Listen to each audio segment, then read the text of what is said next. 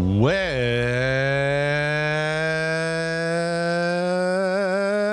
everyone, and welcome. Welcome to Sunday Live. Yes.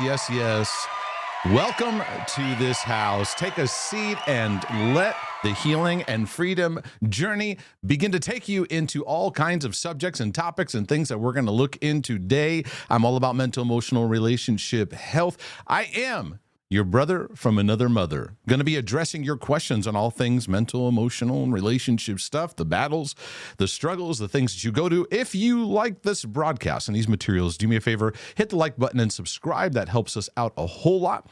You can also go over to our website, markdejesus.com. DEJESUS. If you can spell Mark and you can spell Jesus, you're almost there. Just add a DE in there and a .com, and it'll help you arrive. You can see all the topics, all the free materials, the books. There's a community that I formed. If you want to take a deeper investment into your journey, you can support the broadcast as well, too. All kinds of great stuff. It is fantastic to be able to be here with you all, of course. This live broadcast would definitely not be what it is at all if it was not for the sister from another mister who I'm going to bring right into this, the love of my life, all that I cling to. She means more to this world to me, and that's not codependency talking. Ladies and gentlemen, Melissa De Jesus. Hi, Boo. Is in the house as well. Mm-hmm. Do you know what's so funny when you were saying if you can spell Jesus? It's so funny in doctor's office or whatever when I go to say my name and they're like, I'm sorry, can you say that again? How do you spell that? Mm-hmm. I'm like, D-E Jesus. And sometimes they pause. Mm-hmm. And I'm like, are you having trouble there? Jesus makes them a little uncomfortable. It does, I think. Yeah. Mm-hmm. I'm like, come on, we're in the South. Mm-hmm. Even when you didn't do anything to make them uncomfortable. Right. True statement. I've had that my whole life where they like, duh, and they're afraid to, afraid to go past the DE into deeper territory. So my mom solved that by just going, Jesus. You're right. She enunciates it. Mm-hmm. Mm-hmm. She does. Mm-hmm. That's how she says it instead of the appropriate Jesus. Exactly.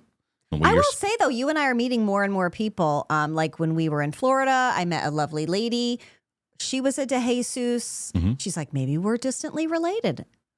Our husbands are. They could be. Yeah, we met a gentleman yesterday who said he's Puerto Rican. I'm like, wait, hold on a second here. Because in Charlotte, a lot of the Hispanics and Latins are from Honduras or El Salvador or Nicaragua, more Central American or Mexico.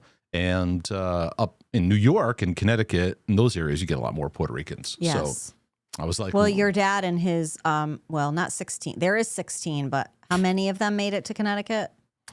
Yeah, quite a few. Not all 16. Not all 16. No, there's, I want to say like 10. Yeah, at least. Yes, he is one of 16, everybody. Yep. Mm-hmm. It's crazy. Yep, 16. And about 10 of them came over here. Right. In their teens, they all kind of made a mass exodus over, and that began a whole chapter in his journey. Mm-hmm. Yeah, a lot of stories to tell, a lot of stuff there. Yes. Which my dad was afraid to tell me stories of stuff that he had been through and things that he had done until later in life. And when I say later in life, like there's a lot of stuff he wouldn't tell me till I was in my 30s, till after being married. Yeah. I'm going to tell you what too, and there's some of you that may relate to this. I have a thing. It's a fear. I'm just going to say it's a fear with Abby because there's so many of them and there's so many families there's so much like cousins and stuff we don't know. Mm-hmm. I'm like in this thing where if Abby meets somebody and we're like, what are they? A relative. I've fallen in love with somebody. Okay. Okay. So where are they from? Are they slightly Spanish? What? That's why they had blood. That's why they had blood work back in the day. Right. Get a little nervous, everybody. Wasn't that the point of it? Just to make sure. Yes, it was. Yeah. Okay. Yeah. Make sure they weren't related. I think they need to do that again. Yeah. Mm-hmm. Yeah. It's not required. People can tell me, but I don't think so. Yeah. Yeah, I don't think so. I think it needs to be nowadays. Honestly, people have a lot of skeletons. They have a lot of things. That's true. A lot of lying going on in the families. There is a lot of lying, a lot of secrets. Lot. And Secrets. speaking of, Dave Jenkins knows that one. speaking of, I wanted to, before you get to the chat, there's a couple things I wanted to mention. Okay, I was mention away. Was reading an article by Barna. I stay on their mailing list, George Barna. And try to follow some of their data and their research. This is an interesting headline that the headline said, Americans don't mind pastors having doubts about their faith. It's an interesting headline. And the subheadline was, the future of pastoring will be paved with honesty. It says the leadership of tomorrow doesn't necessarily have to be defined by the past. Many people are willing to be able to disentangle their local pastors from broader narratives of irrelevance or corruption. But they're looking for a new type of pastor, spiritual leaders who are at least as focused on connecting over the day-to-day realities of life as they are on the Sunday morning sermon. So basically, the research is showing that people surveyed, they really want their pastors to be real. When Barna asked people what they hope to see portrayed by Christian leaders from the pulpit, the most popular answer by far, which was 48%, is honesty, outranking the qualities like knowledge and compassion, which knowledge was 37%, compassion was 36%, which I go, I don't know, that needs to be a bit higher in the sense of the importance of compassion, fruitful compassion, that helps connect us to God's heart for people. But anyways, 48% was honesty, so it was pretty high up in comparison. And it holds true across all generations, regardless of whether people even identified as Christians or not. I don't know what that means. And moreover, our research finds that people think it's more important for a pastor to be honest about their doubts than certain about their beliefs. That's interesting. This also holds true across age demographics, regardless of belief. They'd rather have someone who can relate to them as they process their own questions and uncertainties. There's a personal, powerful way forward for pastors in this country to lead their churches and their communities. Perhaps it is helpful to see that pastors' collective obstacles in cultural leadership may be solved not by focusing on the culture at large, but by attending carefully to a pastor's own immediate sphere of influence. It's interesting. So it's basically saying that there's a cry within people saying we want more honesty. Like if you struggle with your doubts, okay. And I think a lot of this stems from historically there's this separation between those pastors and those in the church where they are in their own world. They don't really have problems, and if they do, it's usually some kind of big fallout or something like that. But they present a certain image, and then that fits in, I think, to the social media culture of having a platform and having a certain image that you create. However, at the same time, social media is also, and our way of interacting is going, we want some real interactions here. We want pastors and leaders to show like just an honest, authentic sense about their journey. However, there's two sides to that. Yeah, because do they really want the honesty? It's true. It's a good point. I don't know. I could say so much about this because I'm like, really, do you really, in order for your pastor to be real, you need to have I don't know. I feel like that calls for relationship connection. You can't do that in a church over, I don't know, 100. Right. I'm going to say 100. Right. They don't really want that. They want something small. And really that's what it's calling for. Because how do you do that and lead 10,000 people? Right. Yeah. Because people can't handle that your pastor has real problems. Correct. It's true. They can't. They want. So, I'm not even talking about the crazy things about like he's struggling. Right. That comes out 10 years down the road or whatever. I'm not even talking about that. I'm talking about he has anxiety. Like, I don't think people can handle that. So it brings up an interesting memory I had because there was a lady I went to high school with, and I had followed her for a time on social media, and I lost track of her since then. But I remember years ago, and I don't know the whole story. Her husband was a pastor, and he struggled with pretty bad anxiety. and debilitating. He ended up having to go on medication and so forth. And he shared the story of his struggle, and the church fired him. Now, I know that there's more to these stories than just that. So Yes. I don't want to make it just that, because I know there's always two sides to stories and journeys and things like that. However, there is an aspect where it's like, do we really want to know, or do we want to keep our perception? Because we like to have our heroes, right? We do. We like to have our heroes, and we can't handle a hero having a flaw. We even do that with historical figures. Like, we find out a flaw in somebody historically, and people want to go black and white and, like, apply what was happening now to back then. And there's that too. Yeah, there's that too in history. But anyways, it goes back to your point, which is valid. Can we really, as people, can we handle? Like, for example, if you find out, okay, your pastor and his wife, they're working through some stuff on their marriage, and they're working through, and you're can you handle that? And I would lean towards, in general, if you were to look on social media, you would say, no, not at all. People cannot handle. Well, let me change the question. Can we handle that? Because you and I made this part of when we taught, we did the spiritual abuse conversation that we had years ago. Mm-hmm. And there was a part of that we had to bring in, that the church body. Now, we constantly focus on when pastors are lying, they're hiding. But I would say that we have to get honest about how safe we are as a church body. Yeah. We love to be in the know. We love the gossip. We love to talk about it. Yeah.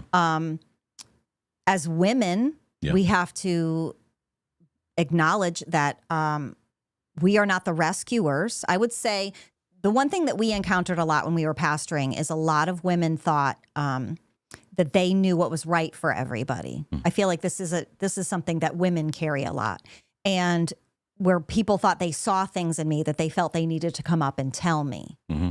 Right. So I don't know that I could say the body. I think it's great. In theory, we want everybody real. What is that real? When you start to really flush that out, it really speaks to what is safe. Mm-hmm. And is it a safe atmosphere to do that? Because really, you shouldn't be that real with only maybe a handful of people you can trust. Right. It's true. It's true. Because what is it that you really want them to be real about? Right. I think the bigger question is, what do we want to start hearing from the pulpit? What do you want to start hearing communicated? Mm-hmm. Do we want to start dealing with why families are so broken? I think that there's deeper things that people don't know how to communicate that they want to hear is real. Yep. I don't know. It's true. That's my 2 cents. Well, I think the call to take the word of God, to take the ways of God, and bring it right down into our day-to-day life and reality. Yes. And realize that the struggle is real, and pastors and leaders are not exempt from the challenges. Yes, they're called to a higher standard in that. Yeah, it is an interesting subject, because I think it takes. I remember you speaking of spiritual abuse. I remember years ago when we did that, and I'm going to do some more talks on that in the future. But when I would talk about spiritual abuse, the pastors would kind of like, I ain't clicking on that. Then what was interesting is I then did a video on ways that church members can be abusive. Mm-hmm. That's what I'm talking about. And then all the church people were like backing away from that subject, and then the pastors were like, yes, and because they talked about abuse only from one standpoint, whereas I've done enough consulting work to see that someone in the congregation can single-handedly create a wave of destruction that can be pretty big. Yeah, because even online, there's a lot of things going on with churches and ministries right now. The thing I don't like, number one, is how vile the church body is. It's beyond disheartening. Well, what you see on social media. What we see on social media, right, which is real life and not whatever. That's a whole discussion too. But it is sad that we just focus on that. We're not talking about the other responsibility of people in the church and where that gets spread further. But it's an interesting discussion, and it's messy, really super messy. It's very messy. It's not black and white. Yeah. So before you welcome the chat, okay, I had this thought, because you were looking through your news feed and We like to send each other funny things. yeah. You had mentioned to me. So the inauguration for the United States is tomorrow, and they made a change to the venue where they were normally have it outdoors, and because of weather or whatever, stuff, they were bringing it indoors. And so online, you saw people making statements. There's already chairs set up outside for the presidential inauguration, and tell everyone what somebody in the comment section had said about that. They were somebody had shared it, and they had said that the title of it was, I wouldn't want to be the person that had to tear down all those chairs. And someone shared it and said, you've never met a guy. All you need is a couple guys from church who did set up and tear down, and they'll handle that. Yes, I said it to Mark, I'm like, this is hilarious. Yeah, because that is so true. And I believe you know how you have this philosophy of you've never really worked unless you've been a waitress. You know, I have a strict thing. I think everybody needs to serve in that capacity one time in their life. I have a thing. You haven't really served unless you've been on the setup and tear down team at church on a regular basis. If John Pinchinotti's in the comment section, he is. Johnny Pinch is here. You know what I'm talking about, brother. He knows. And what was funny is I have seen this thing on social where there's these measurement pieces of wood, these things, these templates that they make when you're setting up chairs. Like a lot of churches, they rent a space, they come in, they got to get the chairs all set up, tear them all down. We had a gymnasium that back in the East Hartford days, we had a gymnasium room, and it was multi-purpose. So you'd have a team coming in, and we had this this thing. It's a piece of wood and had like these little. I never had seen that until I saw it online. I was like, what is this fabulous tool? And you use it to put in and behind one row and to the back of the next row to measure it out. It's like an OCDer's nightmare, because you'd be like, going through. Making sure looking is the aisle straight. Oh my goodness, but it'd be exhausting because you'd have like a wedding or an event or a mother-daughter banquet. Remember those? You'd have those things. And those were nice. They were nice. They were. And you'd have to tear it all down, and then you'd see these guys just moving and just hauling chairs and getting everything. John's like, I've been there for years. Yes. True statement. Yes, the exhaustion of all that, and then the people that have to do, some churches call it tabernacling. They make it fancy, which is like What is this? I've never heard of this. Well, it kind of portrays the Old Testament tabernacle that moved. So you'd have to have your equipment be ready to move wherever you're going, wherever you're having church. Oh. Say we're tabernacling. It was kind of fancy, because that means you have your sound system, you have your chairs, everything. For example, when we met in the hotel, we were winging it. We were a bit of doing that ourselves. Yes, that's true. It was absolutely exhausting. Yeah, we had to go to an outside storage facility, have a crew that brought everything in. Get a trailer. Lord Jesus, remember those times. Yes. Lord help us. Lord. Okay. So, do you want me to say hi to everybody? Yeah, please do that. And it's good to see everybody here in the live chat. It is. Okay, I'm going to start in Rumble. Hey, Rumble. Courtney Laws, hello. Beth for God, good afternoon from brutal Winter, Virginia. Oh, man. Let me tell you something. I do not like it. Okay, let me go down. Katie, hello, Katie. Okay, I think I got it right. And welcome everyone in Rumble. We appreciate our Rumble listeners. Okay. Let me go up here. YouTube. Adrian. Hello, Adrian. I am Kaya. Ivy. Sarah Joy. Hello. Miguel. Hi, Miguel. Let's see. Dave Jenkins. It is 6 degrees in Chicago. Dave, no. Alexandria B. We already said Johnny. Pinchinatti. Now I'm calling him Johnny. Okay. Dave, John, we're just going to keep just changing your name. Okay. Emma P. B. Hello from the UK. Allison Brooke rocks. Let's see. It's 6 degrees in Scotland, too. Oh, gee. No. Larissa, hello. Ivy, Marie, Rhonda, hello. Danielle. Oh. Call me Glitter. Marty. Joshua Miller. Priyanka, Melanie, Allison, Paige, Sabrina, Bible's on a budget. Hello, Jane. Did I say call me glitter? Well, I'll say it again. Call me glitter. Hi, Lucas the Prussian. Hello, MSM. Estelle, our lovely, lovely Estelle. Meg VC.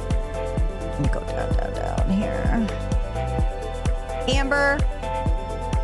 Did I get everybody? I'm going to just go to the bottom because we have way too many names. Okay, AP, Mike M, JC, Munya, Samuel. Hello. Call me glitter. Yes, I did say hi to you. Okay, Angel, AP, Alamac, Wolfgang, Lori. Hi, Lori. I think I got everybody. And if I missed you, I'm sorry I missed you, and we're glad to have you with us. Fantastic. Yeah. We like to take a minute and acknowledge people because when you watch a lot of live feeds, it's just a bunch of live feed scrolling and people writing, and you never get acknowledged. As long as we can, as long as it's humanly within possible. reason. We want to try to acknowledge your presence here, that you're with us, and doesn't it feel nice to just have someone just recognize that you're there? Yeah, because we appreciate everybody. You know? Mm-hmm.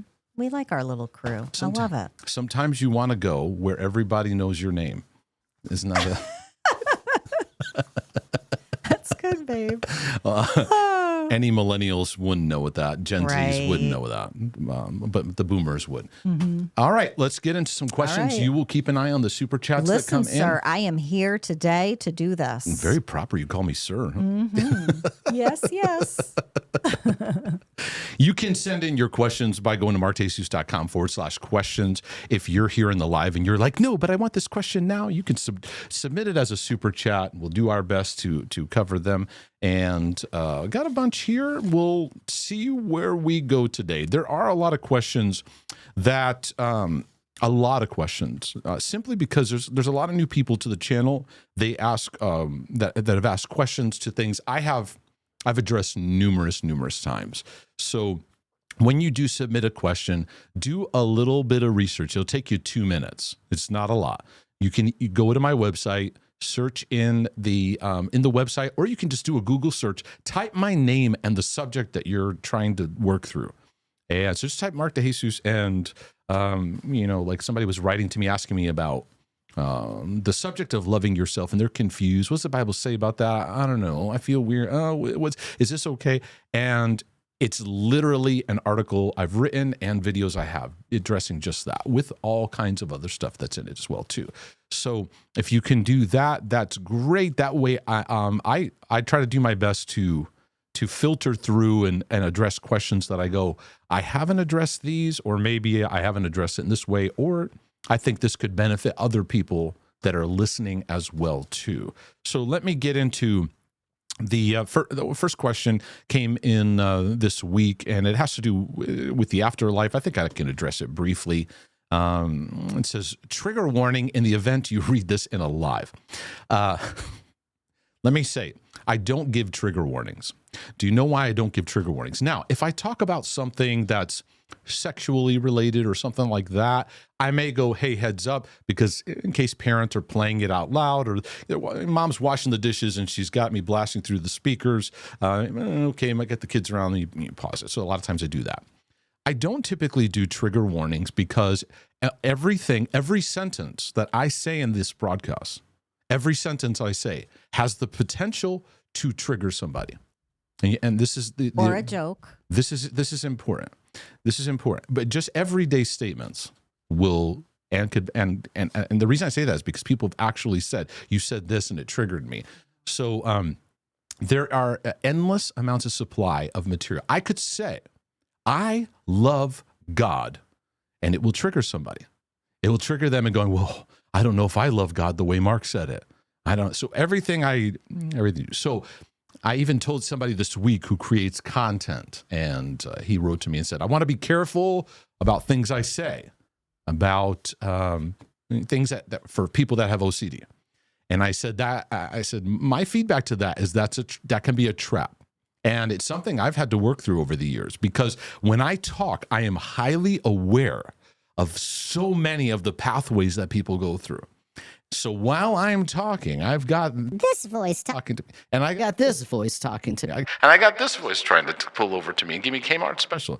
I've got this one over here saying, yeah, but Mark, I've got some data I need you to cover, and what about this thing over here? So I have to, over my journey as a teacher, keep working the gentle redirect and focus into one step at a time, one step at a time. Okay, so that's the first reason I don't give tons of trigger warnings. The second is that I want to encourage many of you, my brothers and sisters, to recognize triggering is a part of life. Now, there's times where people are inappropriate or times where people are out of line and it triggers us, right? And I get it, right? But I also don't want to create a dynamic where we're hyper bubbling up our environment. Some people have written to me saying, Mark, I wish that you would start an OCD church because I would attend it. And I'd say it wouldn't be an OCD church. I can and have pastored, and I'm going to be myself and talk through things. But if you're talking and you're just mindful of any potential trigger, you will be, it's like driving a car and the clutch is stuck and you're never able to transition to gear. It messes with your head. And so some of you out there, maybe you relate to this as well too. Be yourself, be compassionate, be gracious, recognize over time, oh, okay, I see how that impacts people, but don't become hyper fixated on that. Anyways, the person who wrote this didn't mean to take in that direction. I just kind of my own tangent in that. But anyways, I hope your year is off to a great start, and thank you for all you do to help us in the OCD family. Question is it normal or OCD or both to think about the afterlife? I think it's very normal to think about the afterlife, and I think it's a normal thing for us to consider, to be aware of. This life is not the end. There's more than just this life, and I think it can be it's how you're thinking about it. And what I'm teaching people within all this mental, emotional relationship health, it's not the topic, it's how you're approaching the topic that I want to bring to light. And for many Christians, we approach the subject of the afterlife, end times, judgment, and those things with a lot of disturbance. We are disturbed, and out of that anxious disturbance, we're trying to get a formula and fix it so that we know, so we have exact certainty in all these areas. And that can get off the rails, and it can get us chasing and chasing and chasing and chasing. I know many people that have obsessive tendencies that have gotten lost in their end times charts and in their kind of fixating on the news and see what this means, and this Jesus is coming, and there's a lot of people that have large crowds, and they're obsessed in a very disturbance kind of way in communicating about the end times. Oh, see this thing that happened, this is it. Jesus is coming. There's the judgment. It's happening. And the reason that gets a lot of followers is people respond to disturbance, don't we? And that's what makes social media a bit unhealthy, is because in order to get attention on social media, if you want to follow the trends, you have to do something that ignites a sense of disturbance, gets people angry, gets people fearful, plays on their fears, or pulls on their uncertainty.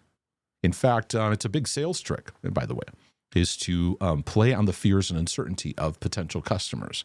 You create a problem, create a sense of uncertainty, and then you create your solution to pull them into it, right?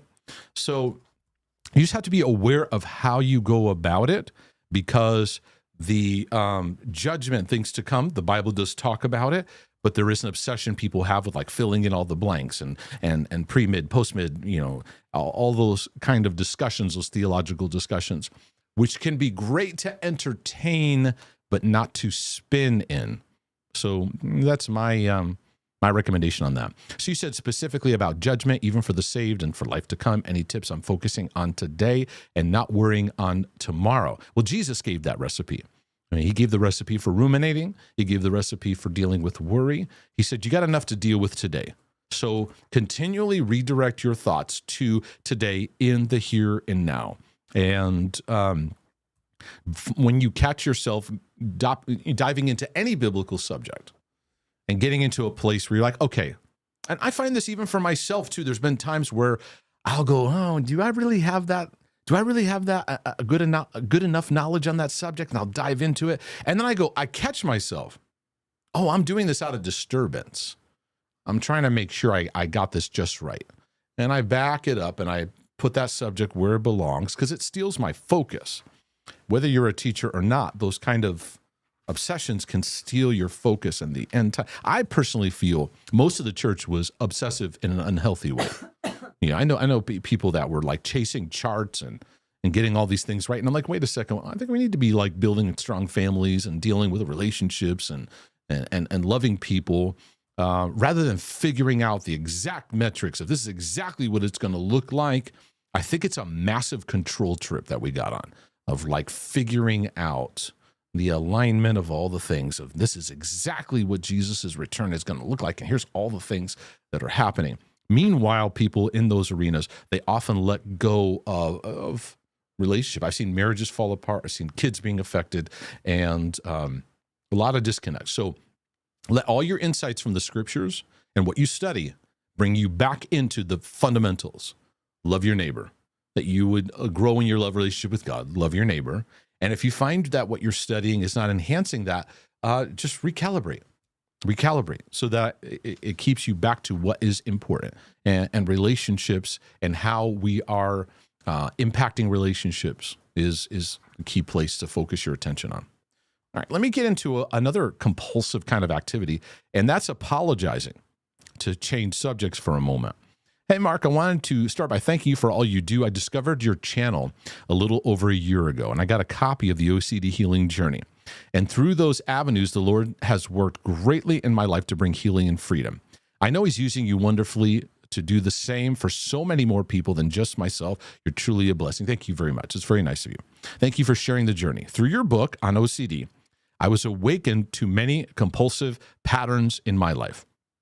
One area I found particularly challenging is compulsive apologizing.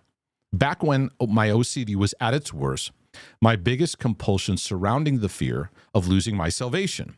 I would ruminate over every thought and apologize to God repeatedly in a cycle for hours. Okay, so your obsessive subject was salvation. Now remember, subjects change. They can change. You can feel like I got this one nailed down, and then it changes. But your compulsivity, in the way, and that's what we do to try to make ourselves feel better, is apologizing to God. A lot of times that comes in the form of forgiveness or repentance kind of prayers, but for you, it came about in the sense of repeatedly apologizing to God. Thankfully, the Lord has brought healing by reminding me that I belong to His family and teaching me to trust in Him for His forgiveness. That's awesome. Your content has been such a great help in this area, especially your series on grace. Now, about a year later, I'm in a relationship with a wonderful woman who I love dearly. She's so kind and supportive of my growth. She even asked if she could read your book. I'm so thankful for her. And Lord willing, my desire is to marry her once we graduate college. The Lord has been teaching me a lot through this relationship. I'm grateful for it. OCD loves to change the topic of compulsion, and the compulsive apologizing has resurged in this relationship. I'll say something goofy and apologize. I'll give her a hug and suddenly feel bad about it and apologize. Or she'll be having a hard day. I'll try to comfort and encourage her, but feel inadequate that I'm annoying her, so I'll apologize. I'll apologize for apologizing. Are you all still with me? Praise God, she has been so patient with me, never getting angry, and she always reassures me. And that's the trap. That's the trap there, is that she reassures you. So the compulsion is apologizing. And it's tricky sometimes to see this because you go, well, apologizing is a nice trait. It shows humility. How many of you're in a store with your grocery cart and somebody comes out of nowhere, rams your grocery cart, and you go, so sorry, and you apologize. Right? It gets into a lot of areas where and it's a way of you trying to humble yourself and be kind. But you also have to catch too, apologizing is a way of making ourselves feel better. That's the trap that we have to pick up on. So your girlfriend reassures you, you're fine. You feel okay for a moment. So then you end up doing it again. So you're going to have to be aware your compulsivity with God is now focused on her. So what it does is it first starts with not giving you allowance to be flawed. That's a basic premise that feeds us. It's the first distortion in the list. It's the number one, perfectionism, just right, but never enough pressure. And the pressure is that you've got to be a certain standard, and any glitch, any flaw needs to be addressed and dealt with. And so the practice you're going to have to get into is, number one, starving that apologetic compulsivity. And two, making more room to go, okay, if I said that and it was wrong and it wasn't helpful, okay, I'll figure that out over time. But I have to starve this. And when you starve it, you're going to struggle with increases in guilt. It's going to rise up. You're going to feel like you're doing something wrong. I got to say it. So anyway, I can't help but feel like a burden and worry that I'll be abandoned. So I've always said this, abandonment is the most potent wound in the heart of every person. If you go down to the bottom of the root system of somebody's life, their greatest fear, their greatest root of brokenness that pulsates in so many of our battles is abandonment. You will leave me. God will leave me. I will be alone. I will die alone. I'll be dead and alone. And then obsessiveness can add to it. I'll be dead and alone in hell. It's usually dead alone, jail, hell, combination of those things. But abandonment, so your abandonment issue rises up, guilt latches onto it, goes, you need to do this or you're not going to be in this relationship. She will leave you. So it creates a conditional love kind of perspective. You got to be just right in order to be loved. Because if you think about that, you keep living in this pattern, you are going to, it's going to get more narrowly fixated, because that's what these things do. They're not going to leave you alone. So this issue has been worse at times and better as others. But as we start a new semester, I feel helpless and worry I'll continue down this path and end up alone. Some days are better than others, and I know there's healing and freedom to be found, but I feel so confused. If you have any insights to share, it'd be greatly appreciated. I apologize for the length of the message. There I go again. You apologize to me. Truly thankful for your ministry. Well, I'm glad, but you got some starving to do, and you'll have to starve that pattern. It'll be difficult. It's kicking up your abandonment issues, which most of us, that's down at the bottom of the root system. That creates a lot of fear. And we need to face that fear that I can go through this and I am going to be okay. I'm still safe. I'm still loved. I'm going to be all right. And we have to face those fears. We have to walk through that guilt kind of feeling. So encourage you, keep walking it out, keep going through the materials. In that chapter, I talk about that guilt confession kind of thing. That is a big aspect of OCD battles. All right, I'm going to take a moment, take a break, and be back. Take on some more of your questions.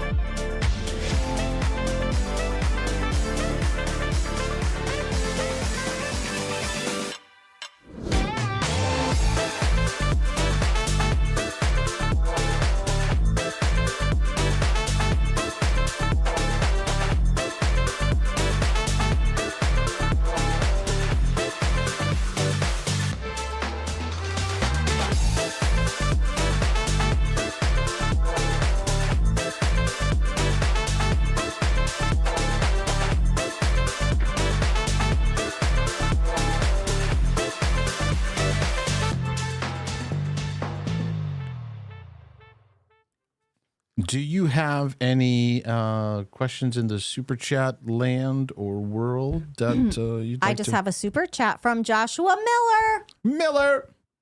He said, "Thank you so much for doing Sunday Lives and helping us go get some hot coffee for the cold week." Oh, that's great. We will. And now that Abby's in school, we get a little bit more extra time with Max. And so Mark likes to take him Coffee for breaks. like some guy time. They call it their guy time for coffee breaks. Yeah. Max loves it. So thank you. Also, in communicating temperatures, because I know Dave Jenkins communicated, what was it, 8, 6, or something like that in Chicago. I also have many people that are outside of the U.S., so I've had to learn to try to, in my brain, cross over Celsius and Fahrenheit, which I'm trying to open up that part of my brain. It's not, it doesn't work very naturally. And I know Celsius, so those of you from Canada, yes, you're right. Celsius makes more sense. I understand It that. does. I'm going to have to look into this. Yeah, because 0's freezing. Right? Do you know what freezing is Fahrenheit? Is it 31? Close, 32. 32. Right. I know stuff. Sort of. Sort of. Not really, but sort Do you know what boiling? Oh, goodness. See, exactly. Is it? Oh, Dave, we love Nate Bargatze. He's awesome. We saw him. Didn't we see him years back when we first got here? Yeah, we saw him live. It was great. What is it? You don't even know it either, and you're asking me. No. I'm looking it up for Fahrenheit. I don't know, but but my point is, if you have Celsius, it's easy. What is it? 100. Oh, well then, okay, let's switch to that. That's what they said when we were in elementary school. Yeah, that's true. They said we're going to go to the metric system. They did. And I'd look at my ruler and go, okay, those little. Oh, it's 212. Yeah. Mm-hmm. Exactly. All these you have to like memorize. You forget that stuff. What do you need to know that for? Exactly. We're not MacGyver. Remember MacGyver? Great. Melissa's like, water boils, it boils. Whatever.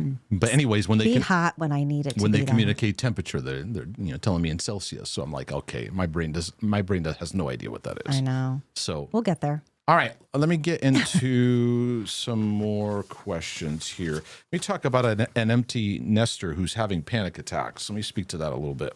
Hi, Mark. I've recently been working with you on panic and depression by watching your YouTube videos and reading your Bible-based helpful books. I'm currently still experiencing panic attacks and deep depression feelings upon waking up, whether it be from a nap or overnight sleep. Now, a lot of that is when you wake up in the morning, it's usually like a cortisol issue. Cortisol is like part of your fight or flight. It's a part of the response of creating that response to gear up. So cortisol in the morning can start to spike a little bit just to help get your day going. The typical person who wakes up, they grab their coffee or whatever, their tea that kind of stimulates some alertness when they don't give the cortisol enough time to do its work. But for a lot of people that struggle with anxiety, depression, and things like that, the morning time can be difficult, can be challenging. But it sounds to me like you're going through a season of transition. And transition is a time where things like anxiousness, things like depression, things like obsessiveness can spike. Transition being major changes in life, marriage, divorce, a death of somebody, going to college, losing a job, changing jobs, changing where you live, moving, changing churches, all kinds of different stages of transition in life. And it's during those transitions that we often get, we feel a sense of being out of control because life is a bit unfamiliar in those turns as things are changing. So anyway, you say, usually I work through them by getting busy and ignoring them, but it's terrifying. And I feel like I take 2 steps back after making progress. I claim Jesus' promises and covenants, but the feelings persist. I'd have to talk to you about what are you thinking the claiming Jesus' promises is doing, and what are you connecting to? If I was sitting down with you, I'd probably want to know, how do you connect to love? How do you connect to feeling safe? How do you connect to love that casts out fear? And what's your relationship like with yourself in the season of your life? I'm not against claiming God's promises. And what I think you mean by that is you probably say them or declare them to remind yourself. But that can produce a more militant kind of approach. Come on, Jesus is all we need and his blood is shed for me and that kind of thing. You're kind of approaching it more militant. And I'd like to introduce compassionate grace, where it's like, all right, you're feeling anxious. It's all right. You're loved.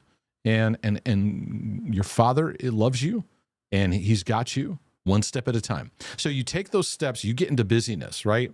I would just say those steps you take, because sometimes it's good to wake up and not feed into introspection. Oh, what am I feeling? That keeps a lot of people in bed. It doesn't get them up and moving.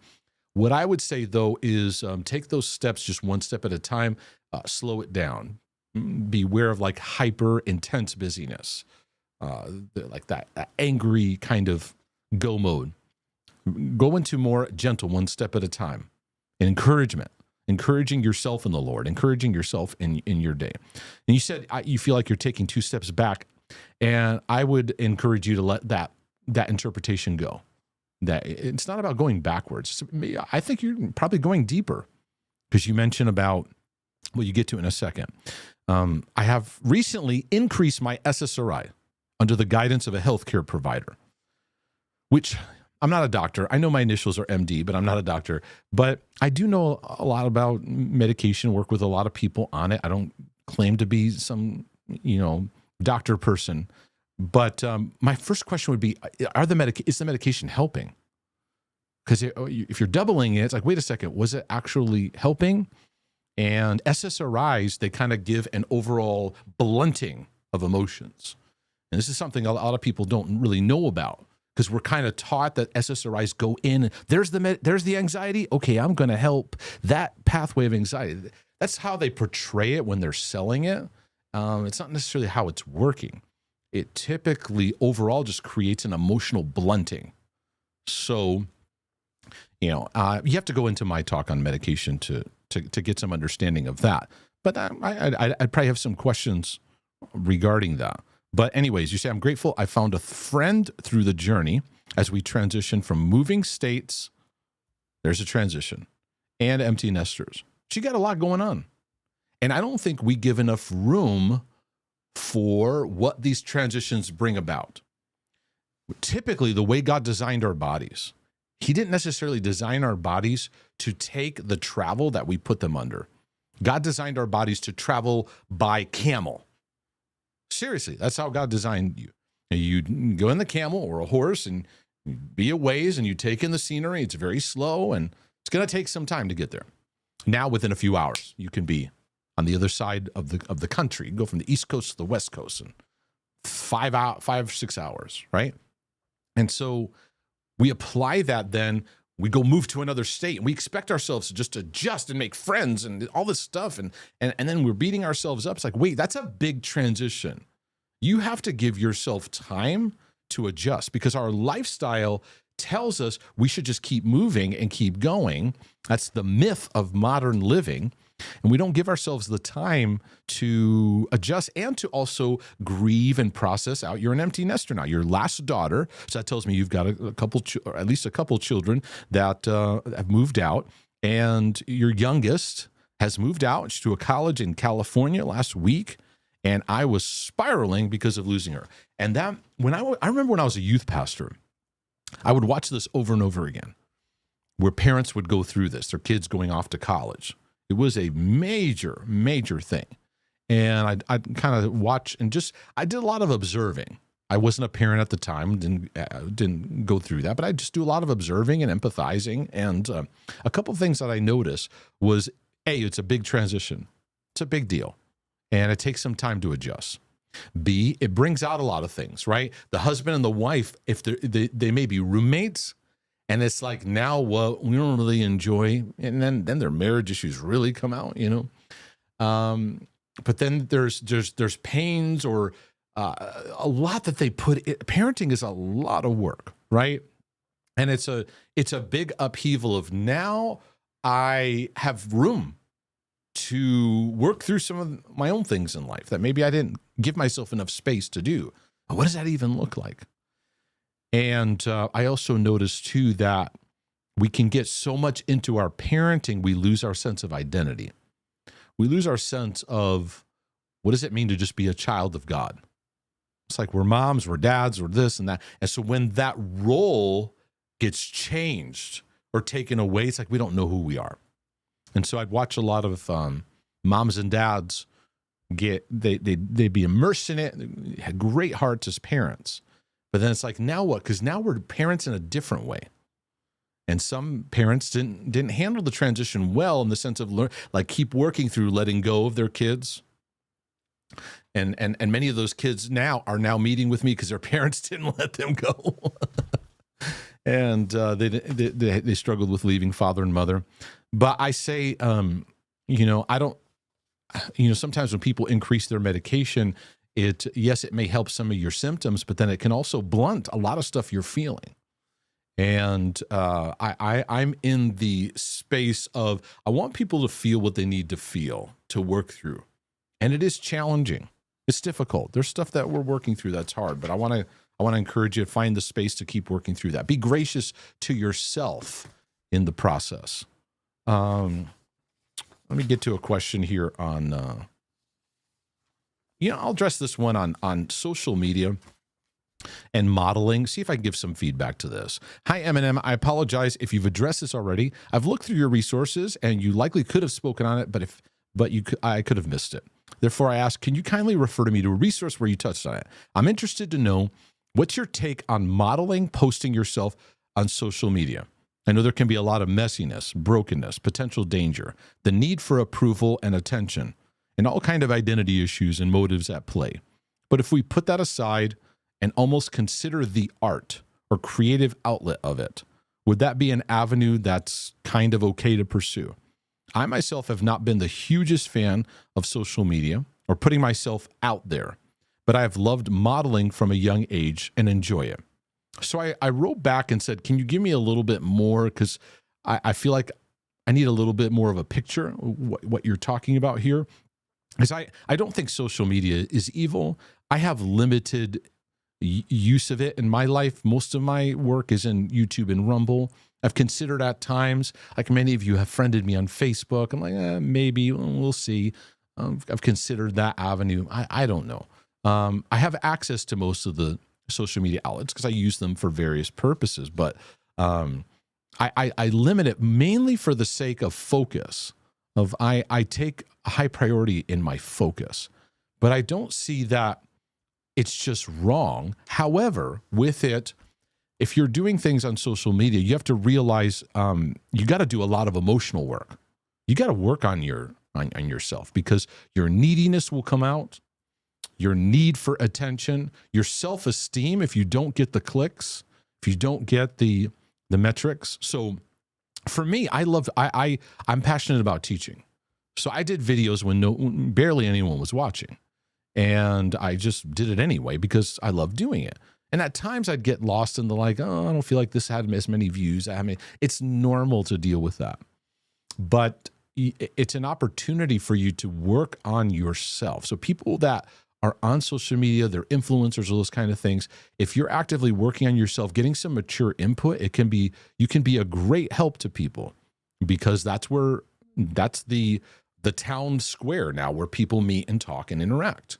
And it just is what it is with all its, quirks and issues and dysfunction. I also want to encourage my brothers and sisters, beware of the trap of the pull in social media to follow the trends of what gets attention. So you mentioned you're into modeling. Well, the things that get attention are usually outfits and, clothing that's immodest. I would love to see and hear about Christians that are bringing about clothing or fashion or things like that present very modest things. And I'm sure they're out there. I'm not talking like they aren't out there.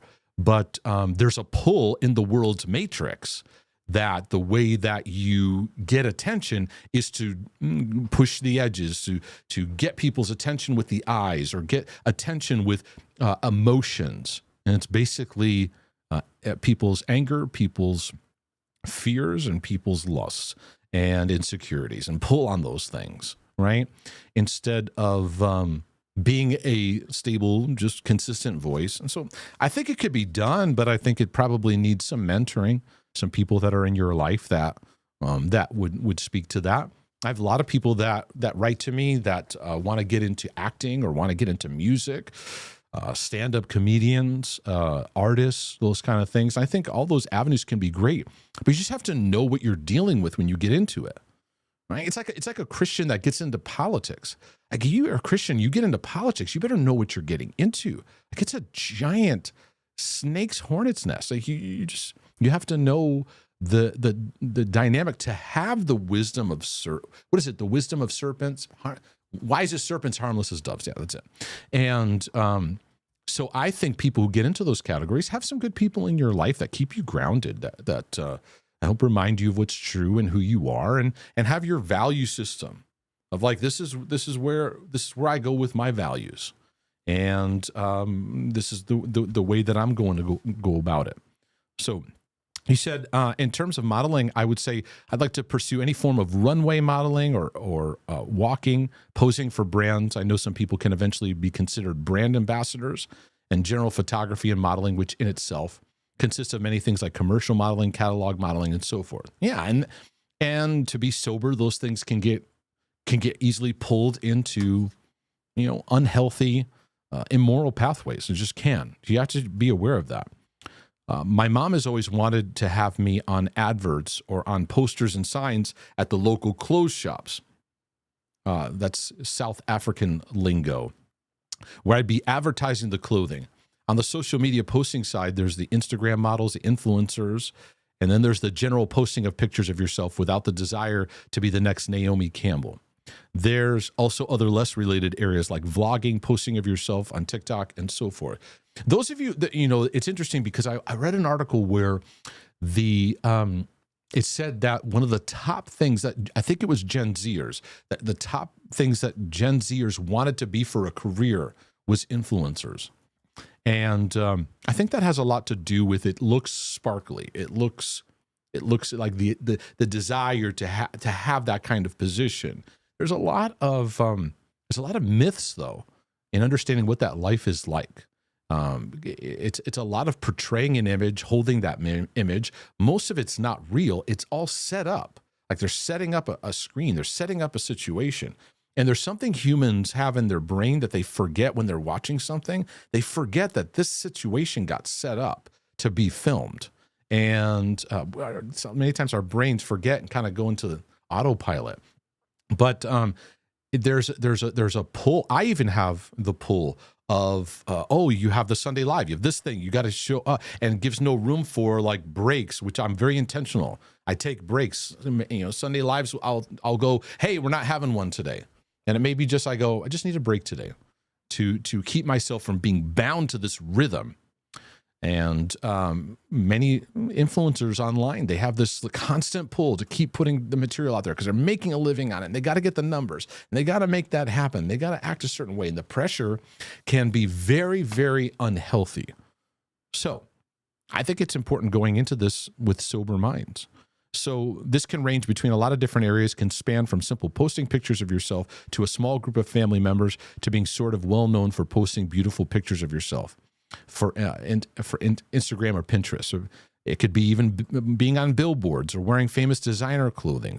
Not saying we should encourage that, just more of me trying to give a fuller description of what I'm talking about could entail. So I see a myriad of issues that could be either be at the heart of desiring to kind of put yourself out there in that way, and could come out like possible creepiness and hostility on the internet. However, I could see possible neutrality or even good that could come out of it, be the baseline for venturing into those endeavors. So I'm interested to know, what are the lines when it comes to things like this? Because in Christian community, there can be one side that says renounces any of that and calls it vanity. Okay, so I see the black and white thinking coming into play here. And yes, vanity could be a part of it. And it could get into worldly things. Yes, I could see that. Not seeing how this glorifies God, but it just glorifies self or lust of the flesh, and can use Bible verses such as live a quiet life and mind your own business. Yeah, you can be an influencer online and still mind your own business. Minding your own business, that phrase, you can be an influencer without getting into everyone's business. I think that's a good I can do what I'm doing and mind my own business. And you can be online and mind your own business. There's a thing of like checking out what everyone's saying and doing, and you're into this thing and that thing, and you're just I think every believer needs to have a business that you're about. I'm using that business in like just a general term. Like, what are you doing today? And if the answer is I'm checking out what other people are saying online, you need to have your own business. You need to have your own thing. It's your own thing that you're doing today. So I think that scripture's out of context for where you're going with it, which can also be, then there's the side that calls it embracing and appreciating God's beauty or God's creation, that God makes things beautiful or just plain. I feel cute and this is not harmful type of things. These taking themselves also in a spectrum, there's also a lot of different aspects that come into play. Therefore, I'd say that this is definitely not a black and white issue. Correct me if I'm wrong. Yeah, I would say it's not a black and white issue, but it needs really sober eyes. And I think that there is there's a trickling trend of a loss of just simple, good old fashioned, call it modesty, that I think I would like to encourage people in this tribe to hold on to, but yet not in a way where you're tormented by it. You saw I'm not entirely sure as to where I stand with the matter. I've been on a journey looking at it soberly. Just want to mention I'm not referring to any inappropriate content, which, yes, it can quickly turn into. But let me just stop there. I hope this helps in shedding more light on what I'm talking about. And so anyways, hopefully my feedback to you is helpful for your journey. My love, do you have anything that in the super chat land or any of those areas? No, sir. I'm trying to, just give people some links and things like that. But other than that, no super chats. Okay. All right. Mm-hmm. I'm going to get into a question here on some confusion. I think this is a college age student here.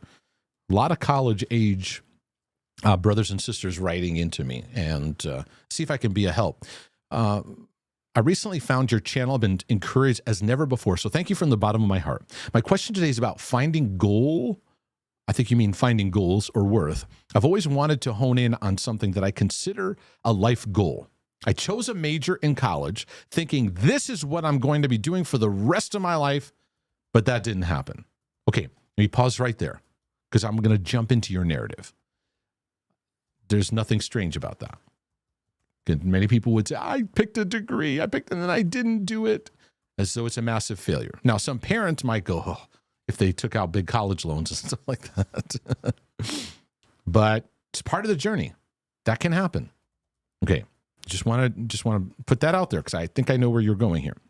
I chose my major in college thinking that is what I'm going to do for the rest of my life. It didn't happen. Then I went to grad school, changing my path and set myself in something else, but it turned out that wasn't what I was after either. Okay, so I'd probably have to get into, okay, what were the factors going on? Are you truly changing as you're going? Because here's what happens. We can get into something, we get into a college or pathway or a pathway of learning, or we get into experience and we start to modify because we go, okay, this isn't for me. It's like when I went and served in children's church. I learned through that, this is not for me. And even some of my college work that I remember doing, where this is not for me. In fact, I did a lot of I'm doing some more schooling now, which has been a whole new endeavor for me lately. But I remember in some of my early theology schoolwork, where I was at the particular school I was learning from, I was like, wow, this material is really boring, and this shouldn't be. It shouldn't be that Bible material is boring. It should be exciting. And that developed my passion that like, wow, when it comes to talking about the Bible, we need to really bring out the life of it. And that's had an influence on my journey. So let everything be for learning. But you said I kept finding and I kept losing. And now I'm at the point in my life where I'm neither young nor old enough. I'm old enough that a lot of people my age have already found a field that will occupy them for life and have already been occupying them for a good amount of years. but also young enough that when I tell people my confusion, my goals, they will say, but you're still so young. Your life has just begun. Kind of rhymes. You're so young. Your life has just begun. I've been searching for so long, and every day I wake up not knowing what to do.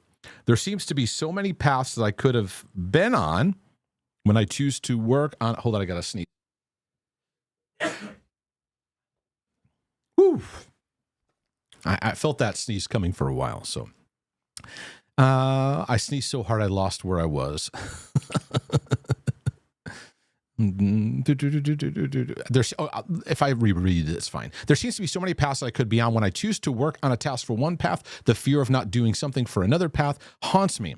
You got a bit of double-mindedness here, and keeps you like probably going back and forth. In addition to that, there's a fear of setting goals altogether. I've set goals and failed. I don't trust myself with any kind of direction anymore. It seems, although anxiety-inducing, safer to not do anything at all. And that's almost what I've been doing. Yes, the land of double-mindedness and yeah, but what if leaves you in a mode of procrastination. And one of the big things your brother from another mother is encouraging all of you is every day in your life, just keep taking steps forward. Do not let the fear of failure or the fear of doing something wrong or not being just right own you so that you don't take a step. Every day, just be taking a step. I didn't say every day be leaping off of buildings or jumping off over ravines. I'm saying take steps. And because otherwise procrastination's always putting it off. When we put it off, the fear grows. And then now something that was just a little everyday, anxious fear is now like lording over us. And you need to look at your history as learning. Okay, so you took a major, you changed, you went to grad school, changed. If you look at it through failure, then that's now going to be used against you and prevent you from moving forward. If you look at it as learning, it's now an asset to your life. Okay, let me say this again in with other terms. If you look at it as failure, it's a liability. It's this baggage you're carrying. It's weighing you down. If you look at it through learning, it's an asset now. It's now luggage. There's a difference between baggage and luggage, right? Baggage is like, luggage is this is stuff that I bring with me on my journey that I need, right? It becomes an asset in your life. So you say you're just young enough to go, you're still young, but you're old enough to go, okay, I got to figure something out. What have you learned so far? What are you learning about yourself? And take the next step in the journey, because procrastination's a killer. Double-mindedness, procrastination, and it affects people in so many different ways. It just keeps you not taking a step, and it'll wear you out. I know that God's given me my talent so he could use them for his glory, so I could exercise them, feel joy and accomplishment. God did not put me in this world to be confused and hopeless. To be honest, I'm just so confused with my current state, and what do I even know what the right question is I should even ask? Yeah, I see where it's immobilizing you. It's like the paralysis is hitting you. So take a step. What have you learned? What is learning showing you? What have you learned about yourself? What have you learned about your journey? And now take the next step and go for it. So address a question here. Here's another fear question that I'll get into. This gets into some jealousy stuff she's seeing and fear of people stealing her ideas. Hi, Mark, my brother from another mother. Your resources have been so impactful in my own healing journey. A heartfelt thank to you and Melissa, and I've recommended them to many, many others in their healing journeys, including brand new believers. I would really appreciate you addressing something which I don't think I've heard you address specifically. I feel embarrassed about even owning up to even more than something like drug dealing or money laundering. I love how people compare what they're struggling with. I haven't done either of those, but you take my point. The something is a weird kind of envy, a competitive thing, where I feel very threatened that others, especially in church, including leaders, are going to steal my ideas and use them as theirs, which has absolutely happened in the past, will overtake, eclipse, and eventually sideline me into invisibility and insignificant. Okay, well, you see where this fear, what it's done. The fear is is causing you to not speak or to not share because of this projected thing that you think is going to happen. But you see where it comes back to, that if that happens, I will be this is the abandonment thing. This is the abandonment thing I'm talking about.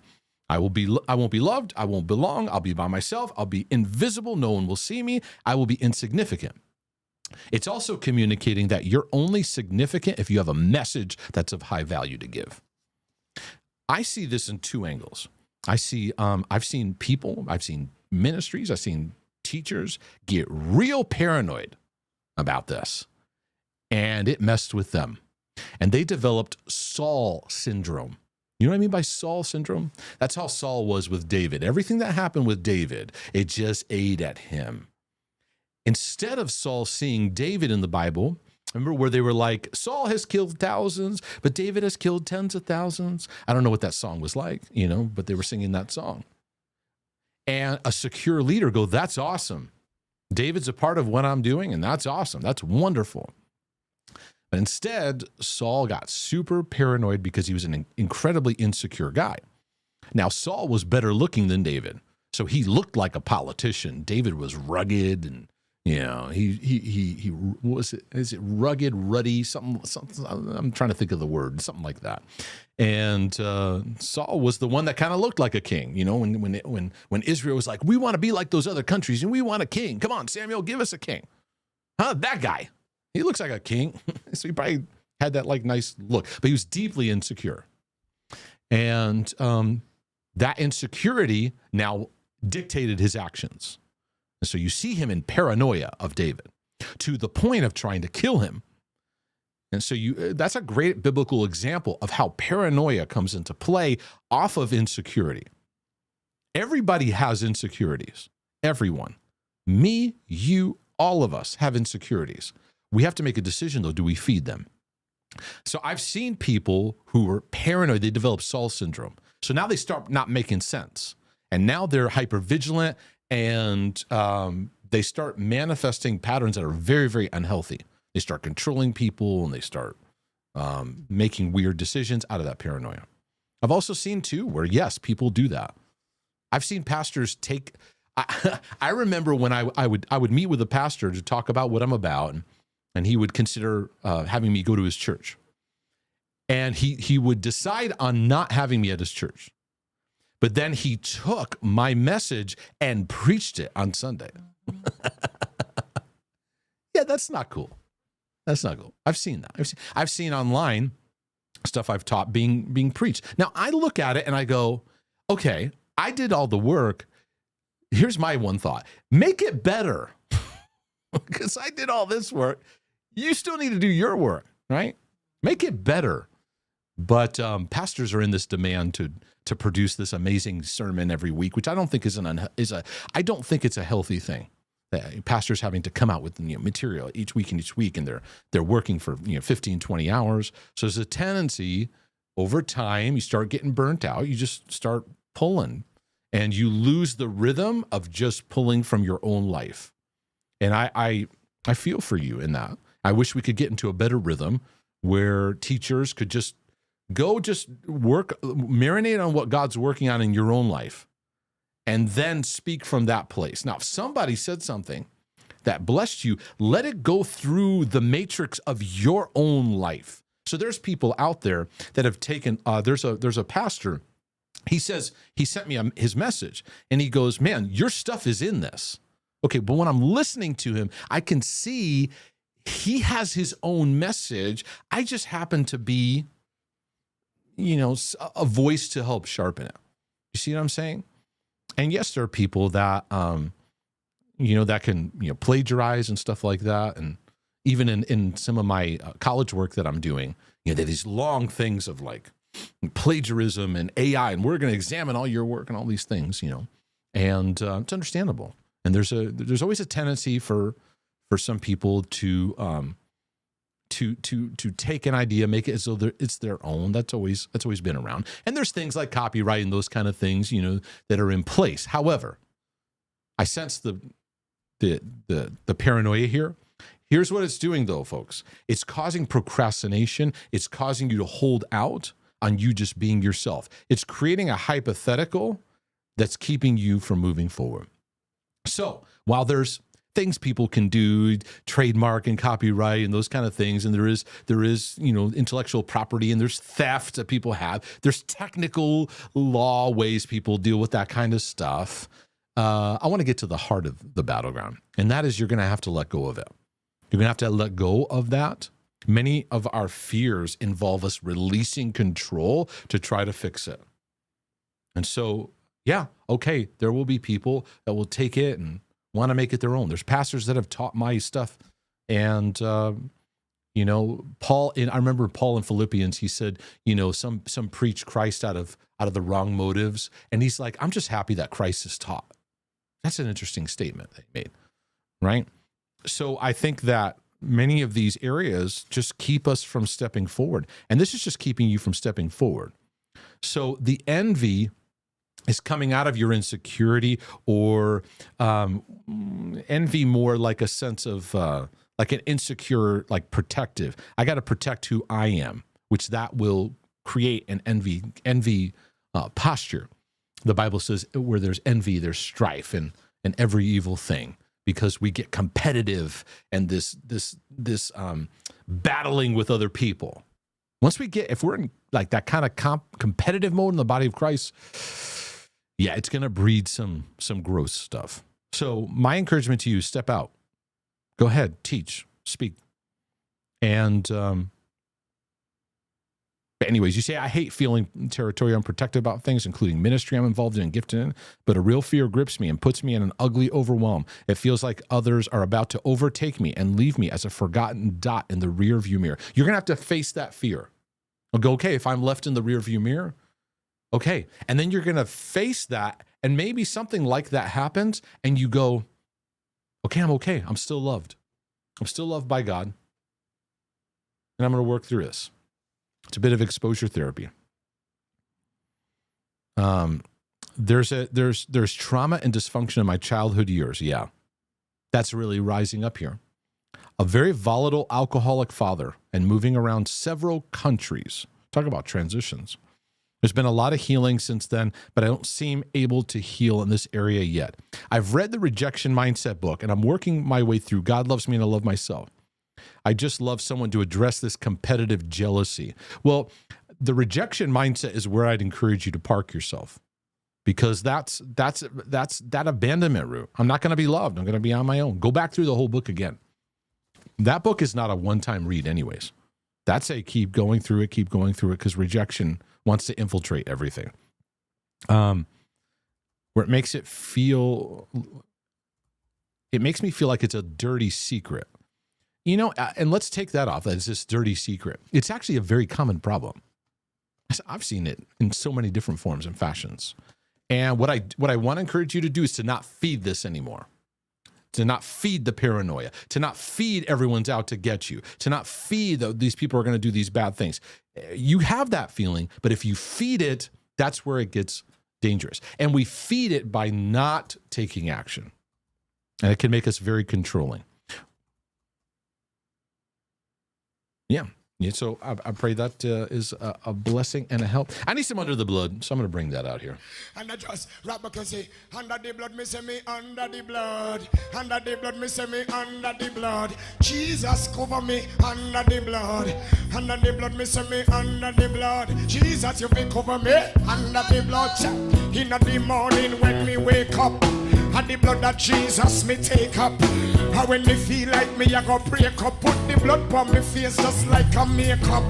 In the morning when me wake up, and the blood that Jesus me take up. And when me feel like me heart break up, put the blood on me face just like a makeup. Under the blood, under the blood, Jesus cover me. Jesus, you will cover me. Say under the blood. Under the blood, Jesus, you will cover me. Jump on this. Listen, Christian I fight some things where them not see. Stronghold demons and principality. Remember they are the temple. Keep it holy, sanctified, justify, give God the glory. Fighting against three terrible enemy. The world, Satan, and myself against me. Want the anointing, pour it on me, and make me trample the devil on it. Say, under the blood, under the blood, under the blood. Jesus, cover me. No. You want to hear it? You want to hear it? Yes, I do. Drum and bass. Drum and bass. Listen. All right, I have one, maybe two more, and then I'm going to close this out. Got a question about vitamins healing the OCD brain. I talk about nutrition. I talk about that stuff, and I'll be honest. When I talk about it, I don't get as much feedback of like that seems to be like or people get a lot out of that lane. It's a big part of my journey though. So I talk about it, but I don't talk about it a ton. So the question is, do you ever address vitamins or orthomolecular healing? Orthomolecular? Hold on. I gotta get my voice correct here. Do you ever address vitamins or orthomolecular healing? Which, if I had to look up orthomolecular healing, it's the curing of disease by the optimum amount of substances such as vitamins and supplements and nutrients already found in the body but may need supplementation. Hopefully that is a good definition. Healing for the OCD brain. Okay, now, Melissa, how do you say this word? HERBS. You got to grab your mic. Herpes. Maybe they mean herpes. No. Oh. I'm dead. Herpes. I'm dead. This went into a totally different. Okay, the topic just changed today.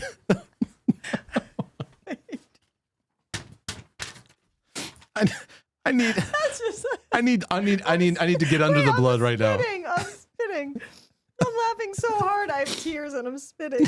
No, it wasn't a trick question. It was. Oh my gosh. Herpes. No. Herbs? Is it herbs? Oh my gosh, like for real? HE. I am crying. I'm dying. HE.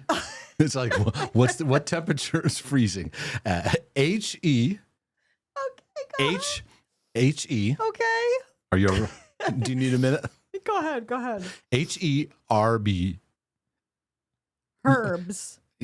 Right. A herb. Do you say the H? It depends on my mood, quite frankly. A herb or an herb. If I freeze framed you right now, we wouldn't know if you were weeping over your childhood or laughing at a joke. That's true. It could be either, honestly. I said herbies. Because I can't. Because we need more laughter on this podcast anyway. Because England and UK and Australia too, they really herbs. They really get that. I don't think they're that breathy. I don't think it's very herb. Somebody prove me wrong. When I hear them, I hear that H really emphasized. Oh my goodness. Herbs. Had some herbs. I think it depends on my mood. Herb and a herb. I need some herb. I'm gonna get some herbs from the garden. I go silent. I go silent H. I'm herb. It's an herb. That's wrong though. I don't think we're saying it properly. We usually are. Very American. We're usually not saying it right. Okay. So anyways. That is so funny. I don't know. Or live oxygen treatments, or the fact that most people with OCD have old concussion injuries. How to treat that. So do I address? Yeah, I believe that every Christian should be schooled in spirit, soul, and body. I believe that traditionally the church has emphasized the cultivation of our spirit and spiritual things, reading the Bible, connecting to the salvation, the new birth, our spiritual battles, and getting strengthened in that way. All great, but haven't understand how we believe, how we perceive things, and how we learned, and perceptions, realms of the soul and understanding, which, psychology is the study of that. It's a study of trends and patterns in that.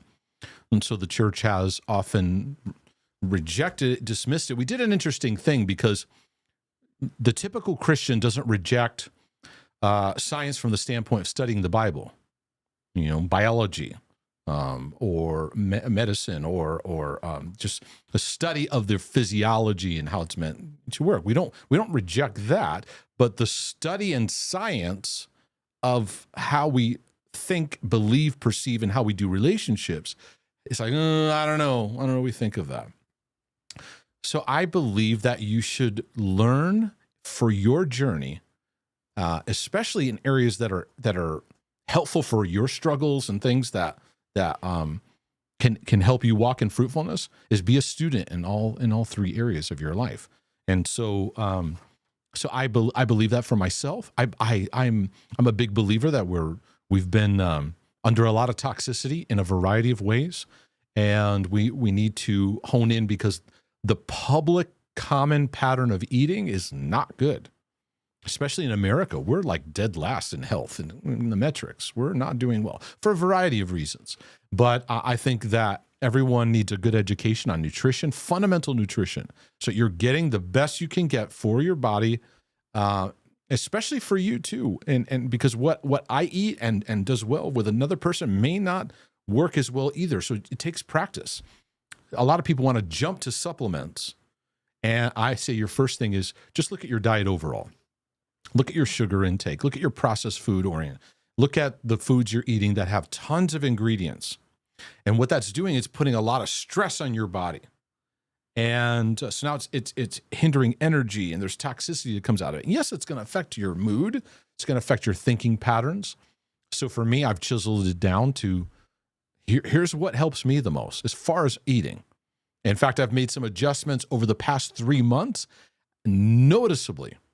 And if you care to know, I just added a ton more vegetables to my diet, because I'd been in my pattern, but I'd slid away from that. And through some testing and just feedback from an integrative doctor that I'm seeing, which I'm a big believer in utilizing them as much as you can, of getting feedback, and I noticed that helped, of just adding a lot more vegetables. I'm mostly ketogenic in what I do, and it just helps me. I'm more alert. I'm not foggy right now. I'm not like, struggling with my energy. I mean, I have my issues, but with energy and stuff like that. I've told you guys about that.